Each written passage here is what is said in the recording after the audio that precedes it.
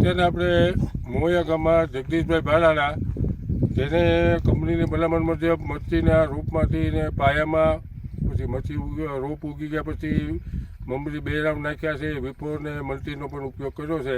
આજે આપણે એની મુલાકાત આવીએ, પૂછીએ જગદીશભાઈ તમે આ ટ્રીટમેન્ટ કરવાથી તમને કેવું લાગ્યું? સારું લાગ્યું. અત્યારે મોયા ગામમાં મરચીના રોપ વધતો નથી એવી ફરિયાદ છે. અમે દરેક ખેડૂતભાઈને ફરિયાદ કરીએ કે જો આ કેસુડી મમરીનો ઉપયોગ કરેલો મૂળિયાનો વિકાસ જુઓ. મૂળિયાનું તાકાત છે તો જ નવું પાન કાઢશે, એ તમે આ નજર સમક્ષ જોઈ શકો એમ છો. એટલે દરેક ખેડૂતભાઈને અમે ખાસ ભલામણ કરીએ છીએ કે તમારા મરચીના રૂપમાં વધ ન કરતી હોય તો કંપનીની ભલામણ મુજબ કેસુડી મમરીનો ઉપયોગ કરો. મમરીનો ઉપયોગ કર્યા પછી વિફોરનો ઉપયોગ કરો એટલે તમારો મરચીનો રોપ તંદુરસ્ત તાકાતવાળો થશે.